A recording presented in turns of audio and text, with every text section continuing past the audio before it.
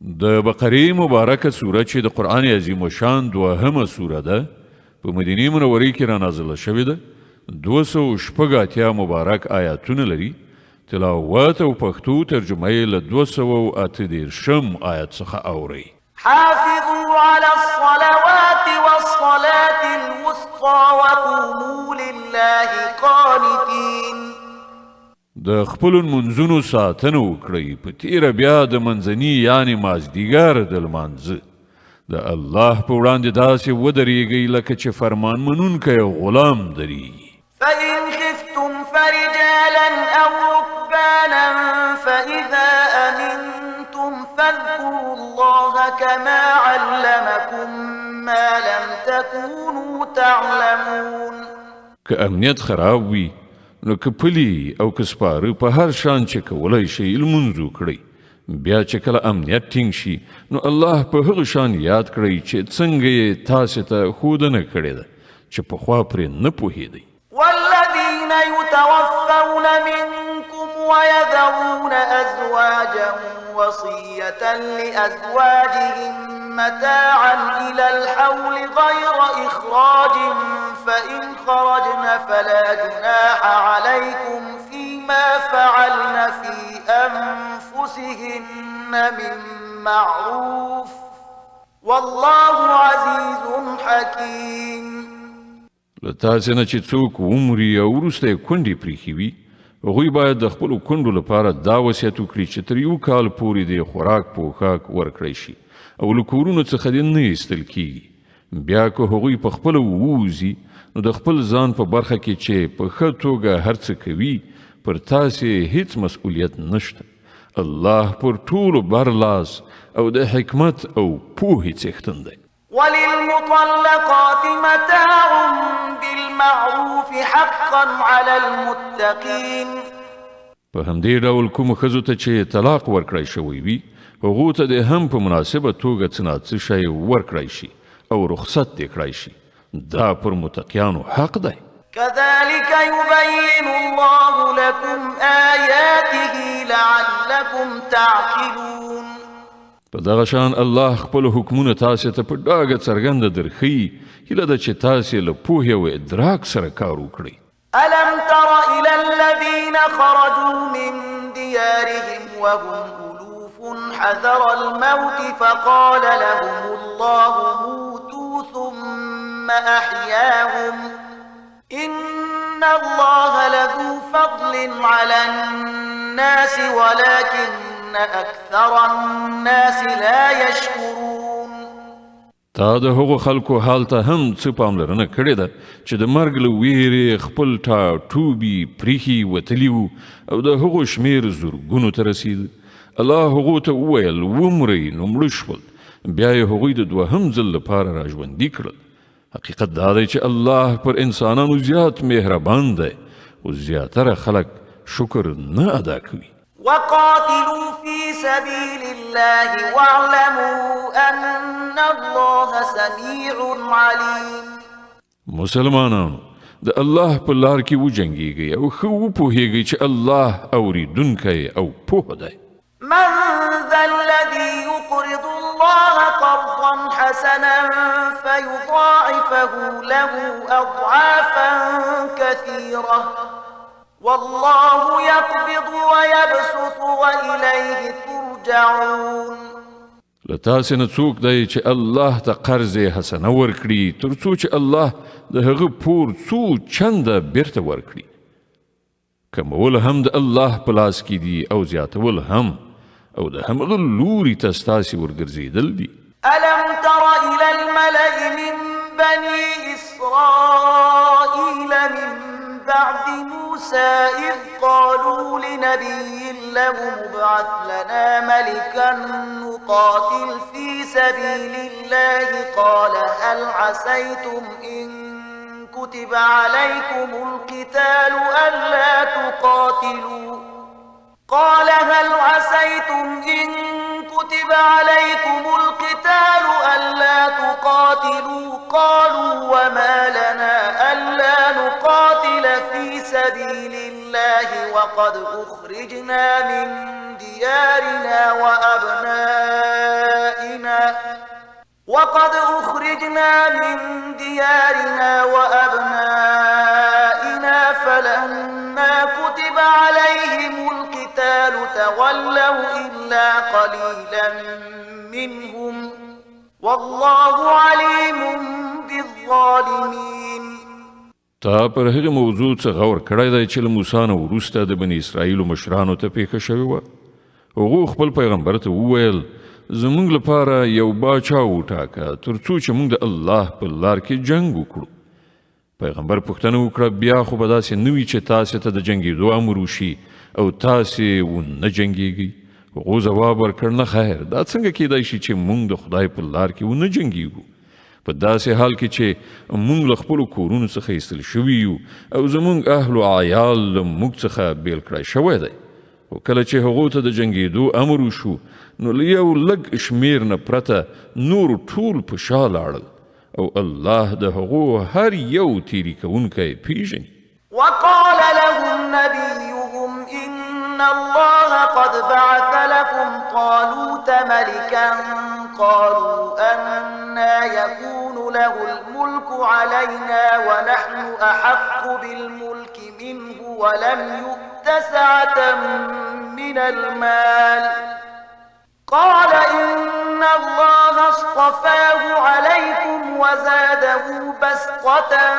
في العلم والجسم والله يؤتي ملكه من يشاء والله واسع عليم. د هغو پیغمبر هغو ته وویل چې الله طالوت ستاسې پادشاه ټاکلی دی. د دې خبرې په اورېدو هغوی وویل هغه څنګه پر موږ باندې د پاچا کېدو استحقاق ومونده؟ د هغه په پرتله موږ د پاچاهۍ زیات وړ یو او هغه ته په مال کې پراخوالی نه دی ورکړی شوی. پیغمبر ځواب ورکړ الله پر تاسې همغه غوره کړی دی او هغه ته روحي او جسمي دواړه ډوله پراخ اهلیت وربخلی دی او الله واکمن دی چاته چې خوښه شي خپل ملک ورکوي. خدای سره ډیره پراخي ده او هر څه باندې عالم دی. وقال لهم نبيهم إن آية ملكه أن يأتيكم التابوت فيه سكينة من ربكم وبقية مما ترك آل موسى وآل هارون تحمله الملائكة إن في ذلك لآية لكم إن كنتم مؤمنين. په دې سربیره د هغو پیغمبر هغو ته دا هم وښودله چې د خدای له لوري د باچا په توګه د هغه د ټاکل کېدو نښانه دا ده چې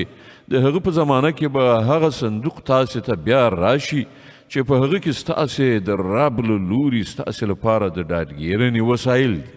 چې په هغه کې د موسی د کورنۍ او د هارون د کورنۍ موروثي مقدسات دي او هغه چې په رښتیا یې راوړي. که تاسې مؤمنان یې نو دا ستاسې لپاره ډیره ستره نښانه ده. فلما فصل طالوت بالجنود قال إن الله مبتليكم بنهر فمن شرب منه فليس مني ومن لم يطعمه فإنه مني إلا من اغترف غرفة بيده فشربوا منه إلا قليلا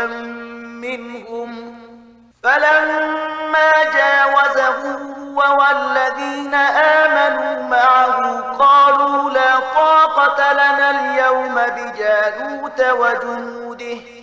قال الذين يظنون أنهم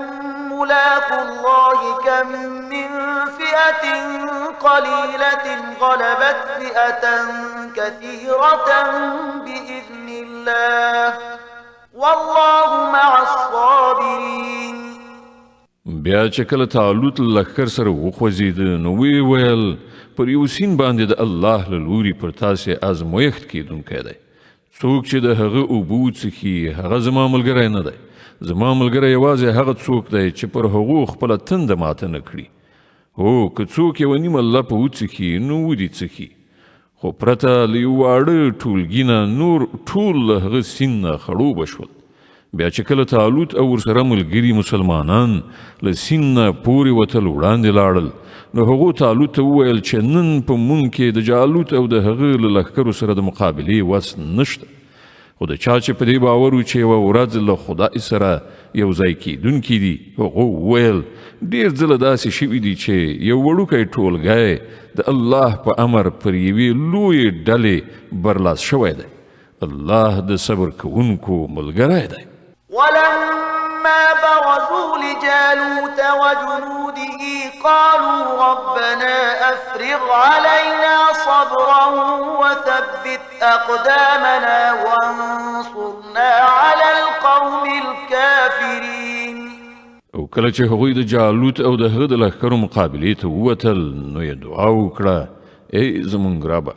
مونږ ته صبر راکړه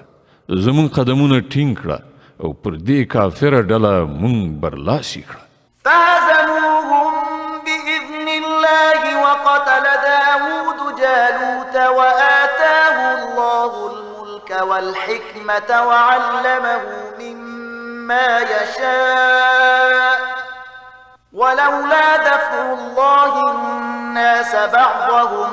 ببعض لفسدت الأرض ولكن الله ذو فضل على العالمين په پای کې د الله په امر هغو کافران وزغلول او داود جالوت وواژه او الله هغه ته سلطنت او حکمت ور په برخه کړ او هر هغه څه ور زده کړل چې د الله خوښه وه که دغه شان الله د یوې ډلې مخنیوی په بلې ډلې نه کولای نو د ځمکې نظام به ګډوډ شوی وای خو پر نړیوالو د الله لوی فضل دی چې هغه په دغه ډول د فساد د مخنیوي لارې چارې برابروي تلك آيات الله نتلوها عليك بالحق وإنك لمن المرسلين دا د الله آیاتونه دي چې مونږ سم صحیح درته اورو او ته په رښتینه توګه له هغو کسانو څخه یې چې مونږ د پیغمبرانو په حیث لیږلي دي تلك الرسل فضلنا بعضهم على بعض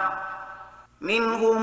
من كلم الله ورفع بعضهم درجات وآتينا عيسى ابن مريم البينات وأيدناه بروح القدس ولو شاء الله ما اقتتل الذين من بعدهم من بعد ما جاءتهم البينات ولكن اختلفوا فمنهم من آمن ومنهم من كفر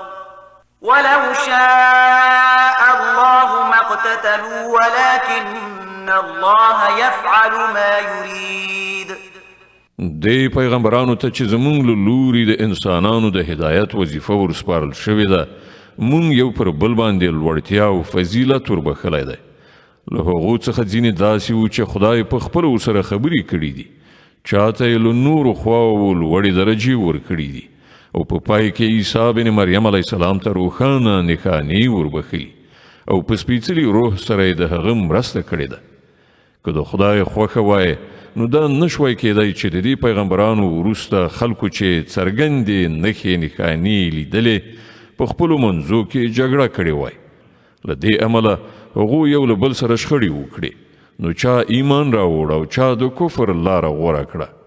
هو که الله غوښتلی نو هغوی به هیڅکله نه جنګېدل خو الله چې څه غواړي هغه کوي يا أيها الذين آمنوا أنفقوا مما رزقناكم من قبل أن يأتي يوم لا بيع فيه ولا خلة ولا شفاعة والكافرون هم الظالمون اے مؤمنانو څه مال شتمني چې مونږ درکړې ده له هغې نه لګښت وکړئ مخکې له هغه چې هغه ورځ راشي چې په هغې کې به نه اخیستل او خرڅول وي نه دوستي په دردو خوري او نه سپارښت کار وکړي او ظالمان اصلا هغه کسان دي چې د کفر لاره غوره کوي الله لا إله إلا هو الحي القيوم لا تأخذه سنة ولا نوم له ما في السماوات وما في الأرض من ذا الذي يشفع عنده إلا بإذنه يعلم ما بين أيديهم وما خلفهم ولا يحيطون بشيء من علمه إلا بما شاء وسع كرسيه السماوات والأرض ولا يؤوده حفظهما وهو العلي العظيم. الله هغه ژوندی ابدي ذات نه پرته چې ټول کائنات یې تنظیم کړي دي بل هیڅ خدای نشته. هغه نه ویده کیږي او نه پریشانی پرې راځي. په ځمکې او اسمانونو کې چې هر څه دي د هغه دي. څوک دی چې د هغه په وړاندې د هغه له اجازې پرته سپارښت وکړای شي؟ څه چې د بندګانو په وړاندې دي پر هغو هم خبر دی او څه چې له هغو نه پټ دي پر هغو هم خبر دی او د هغه له معلوماتو نه هیڅ شی د هغو په ادراک کې نشي ایسارېدلی مګر دا چې د کوم شي علم ورکول هغه په خپله وغواړي. د هغه حکومت پر آسمانونو او ځمکه خور شوی دی او د هغو ساتنه د هغه لپاره کوم ستومانونکی کار نه دی. یوازې همغه یو لوی او لوړ ذات دی. لا إكراه في الدين قد تبين الرشد من الغي فمن يكفر بالطاغوت ويؤمن بالله فقد استمسك بالعروة الوثقى لا انفصام لها والله سميع عليم. د دین په چارو کې څه زور او مجبورول نشته. سمه خبره له غلطو مفکورو څخه جلا کړای شوې ده. اوس چې څوک له کوم طاغوت نه منکر شي او په الله ایمان راوړي هغه یوه داسې کلکه آسره ونیوله چې هیڅکله ماتېدونکې نه ده او الله د هر څه اورېدونکی او په هر څه پوهېدونکی دی. الله ولي الذين آمنوا يخرجهم من الظلمات إلى النور والذين كفروا أولياؤهم الطاغوت يخرجونهم من النور إلى الظلمات أولئك أصحاب النار هم فيها خالدون. کوم خلک چې ایمان راوړي د هغو ملاتړ او مرستندوی الله دی او هغوی له ترږمیو نه رڼا ته راباسي او کوم خلک چې د کفر لاره غوره کړي د هغو ملاتړ او مرستندویان طاغوتان یعنی شیطانان دي او هغوی له رڼا نه د ترږمیو لوري ته راکاږي. دا کسان دوزخ ته ورتلونکي دي هلته به تل اوسیږي. ألم تر إلى الذي حاج إبراهيم في ربه أن آتاه الله الملك إذ قال إبراهيم ربي الذي يحيي ويميت قال أنا أحيي وأميت قال إبراهيم فإن الله يأتي بالشمس من المشرق فأت بها من المغرب فبهت الذي كفر والله لا يهدي القوم الظالمين. آیا تا د هغه چا په حال غور نه دی کړی چې هغه له ابراهیم سره جګړه کړې وه؟ په دې خبره جګړه چې د ابراهیم رب څوک دی او له دې امله چې هغه ته الله حکومت ورکړی. کله چې ابراهیم علیه السلام وویل چې زما رب هغه ذات دی چې د ژوند او مرګ واکمن دی نو هغه په ځواب کې وویل ژوند او مرګ زما په واک کې دی. ابراهیم علیه السلام وویل ښه الله لمر له ختیځ نه راخیژوي ته هغه له لویدیځ نه راوخیژوه. د دې په اورېدلو د حق هغه منکر حق پک حیران پاتې شو خو الله ظالمانو ته سمه لاره نه ښیي. أو كالذي مر على قرية وهي خاوية على عروشها قال أنى يحيي هذه الله بعد موتها فأماته الله 100 عام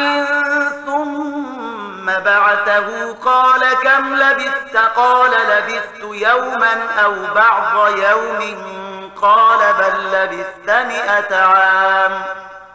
قال بل لبثت 100 عام فانظر إلى طعامك وشرابك لم يتسنه وانظر إلى حمارك ولنجعلك آية للناس وانظر إلى العظام كيف ننشزها ثم نكسوها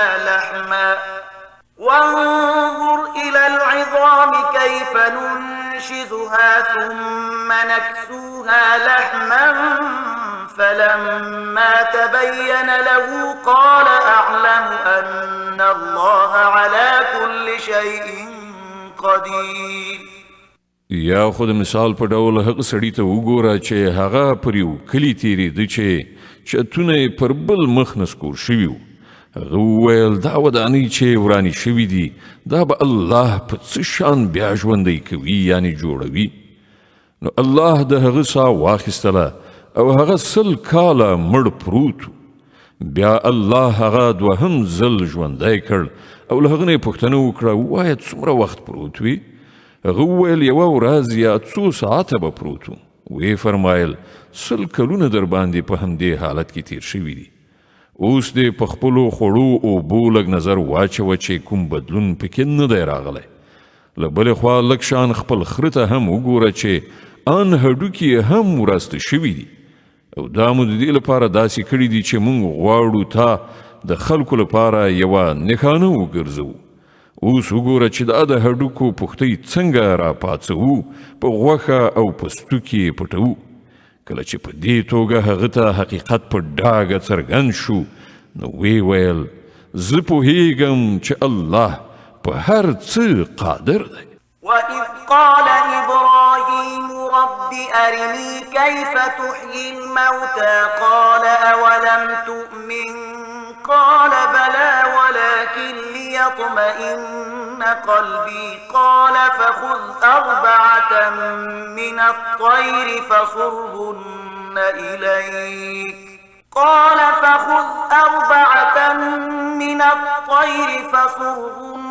إليك ثم اجعل على كل جبل منهن جزءا ثم ادعهن يأتينك سعيا واعلم أن الله عزيز حكيم. او هغه پیښه دې هم در په زړه وي چې کله ابراهیم علیه السلام ویلي و چې زما څښتنه ما ته راوښیه چې ته په څه شان مړي ژوندي کوې؟ ویې فرمایل آیا ستا پرې ایمان نشته؟ هغه عرض وکړ ایمان خو لرم خو د زړه ډاډي نه غواړم. ویې فرمایل ښه نو 4 مرغۍ راواخله، هغوی سره ټوټه ټوټه کړه، په خپلو کې ګډې ځان ته مایلې کړه، بیا د هغو یوه ټوټه پر بیلابیلو غرونو کېږده، بیا هغو ته نارې کړه هغوی به تا ته په ځغستا راشي. په دې ښه پوه شه چې الله لوی واکمن او د حکمت څښتن دی. مثل الذين ينفقون أموالهم في سبيل الله كمثل حبة أنبتت 7 سنابل في كل سنبلة 100 حبة والله يضاعف لمن يشاء والله واسع عليم. کوم خلک چې خپل مالونه د الله په لار کې لګوي د هغو د لګښت مثال داسې دی لکه چې یوه دانه وکرله شي او له هغې نه 7 وږي زرغون شي او په هر وږي کې 100 دانې وي. په همدې ډول چې کله د چا عمل ته د الله خوښه شي زیاتوالی پکې راولي، هغه هم پراخونکی او هم د علم څښتن دی. الذين ينفقون أموالهم في سبيل الله ثم لا يتبعون ما أنفقوا منا ولا أذى لهم أجرهم عند ربهم ولا خوف عليهم ولا هم يحزنون. قول معروف ومغفرة خير من صدقة يتبعها أذى والله غني حليم کوم خلک چې خپل مالونه د الله په لار کې لګوي او له لګښت نه وروسته پاسلونه نه کوي نه آزار ورکوي د هغو ثواب د هغو د رب سره دی او پر هغو څه ویره ترهه غم خفګان نشته یوه خوږه خبره او له یوې ناوړې خبرې نه تېرېدل له هغه خیرات نه ډېر ښه دي چې ورپسې آزارول وي الله بې اړي دی او زغم د هغه صفت دی يا أيها الذين آمنوا لا تبطلوا صدقاتكم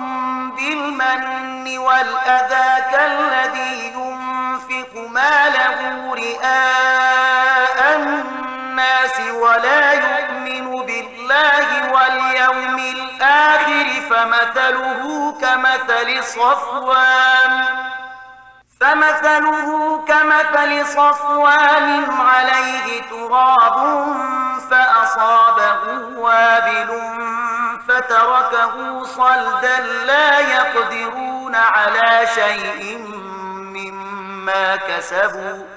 والله لا يهدي القوم الكافرين اے مؤمنان خپل خیراتونه په پاسلونه او آزار رسولو د هغه چا په څیر مخاوري کوي چې خپل مال محض خلکو ته د ښودلو لپاره لګوي او نه پر خدای ایمان وي او نه پر آخرت د هغه لګښت مثال داسې دی لکه یوه ښویه تیږه چې دوړې پرې ناستې وي کله چې باران پرې وورېږي ټوله دوړه ترې یوسي او تیږه همغسې ښویه سوتره پاتې شي د خلکو چې په خپل ګمان سره د خیرات کومه نیکي ګټلې ده له هغې نه هیڅ شی د هغو لاسته نه ورځي او کافرانو ته سمه لار ښودل د الله عادت نه دی ومثل الذين ينفقون أموالهم ابتغاء مرضات الله وتثبيتا من أنفسهم كمثل جنة بربوة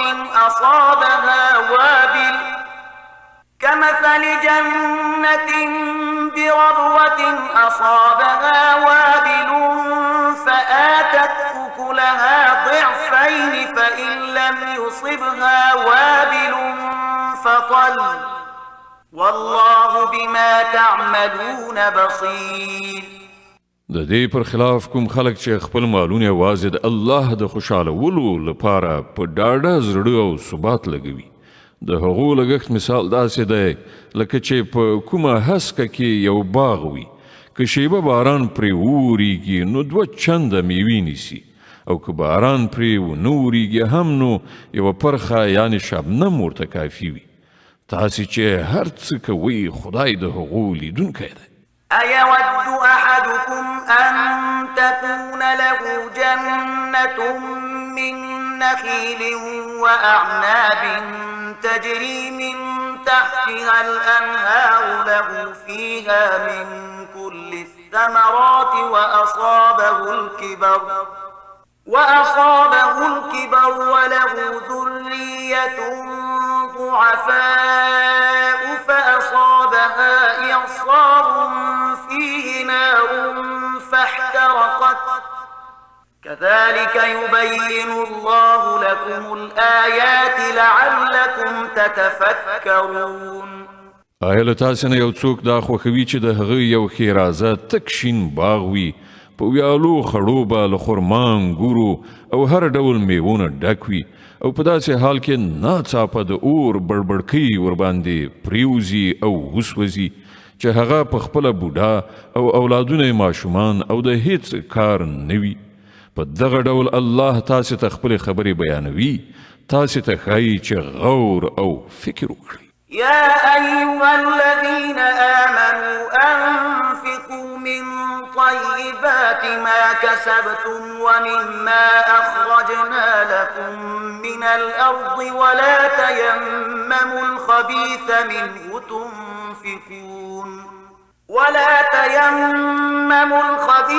منه تنفقون ولستم بآخذيه إلا أن تغمضوا فيه واعلموا أن الله غني حميد ای مؤمنانو، کوم مالونه چې تاسې ګټلي دي او کوم شیان چې موږ ستاسې لپاره له ځمکې نه راویستلي دي د هغو ډیره غوره برخه د خدای په لار کې ولګوئ. داسې نه چې د هغه په لار کې د ورکړې لپاره د ډیره ناکاره شي ورکولو کوشش وکړئ. په داسې حال کې چې که همغه شی څوک تاسې ته درکړي نو تاسې به هیڅکله د هغه اخیستلو ته زړه ښه نه کړئ مګر دا چې د هغه په قبلولو کې له سترګو پټولو نه کار واخلئ. تاسې باید په دې پوه اوسئ چې الله بې نیازه دی او د ډیرو غوره ستاینو څښتن دی. الشيطان يعدكم الفقر ويأمركم بالفحشاء والله يعدكم مغفرة منه وفضلا والله واسع عليم. شیطان تاسې له بېوزلۍ نه ویروي او شرمناک چلند غوره کولو ته مو هڅوي، خو الله خپل بخشش او پیرزوینې ته تاسې هیلهمند کوي. الله د ډیر پراخ لاس خاوند او پوه دی. يؤتي الحكمة من يشاء ومن يؤت الحكمة فقد أوتي خيرا كثيرا وما يذكر إلا أولو الألباب. چاته چې خوښه شي حکمت ورکوي او چاته چې حکمت ورکړ شي هغه ته په حقیقت کې ستر دولت ورکړ شو. له دې خبرونه یوازې هغه کسان درس اخلي چې د پوهې خاوندان دي. وما أنفقتم من نفقة أو نذرتم من نذر فإن الله يعلمه وما للظالمين من أنصار. تاسې چې هر څه لګولی وي او هر څه چې مو نظر منلی وي الله پرې پوه دی او د تیری کوونکو هیڅ مرستندوی نشته. إن تبدوا الصدقات فنعما هي وإن تخفوها وتؤتوها الفقراء فهو خير لكم ويكفر عنكم من سيئاتكم والله بما تعملون خبير. که خپل خیراتونه په ښکاره توګه ورکړئ نو دا هم ښه ده او که په پټه یې اړو کسانو ته ورکړئ نو دا ستاسې لپاره ډیره غوره ده. ستاسې ډیر ګناهونه په دغه شان عمل سره له منځه ځي او هر څه چې تاسې کړي وي الله ارومرو پرې خبره دی. ليس عليك هداهم ولكن الله يهدي من يشاء وما تنفقوا من خير فلأنفسكم وما تنفقون إلا ابتغاء وجه الله وما تنفقوا من خير يوفى إليكم وأنتم لا تظلمون. خلکو ته د هدایت نصیب کولو مسؤلیت پر تا نشته. یوازې الله دی چې چاته خوښه شي هدایت ور په برخه کوي او تاسې چې کوم مال په خیرات کې لګوئ ښېګڼه همدا تاسې ته ده او تاسې خو یې په همدې خاطر لګوئ چې الله خوشحاله کړئ. نو کوم مال چې تاسې په خیرات کې ولګوئ د هغه پوره او بشپړ ثواب به درکړی شي او هیڅکله به ستاسې حق ونه سوځي. للفقراء الذين أحصروا في سبيل الله لا يستطيعون ضربا في الأرض يحسبهم الجاهل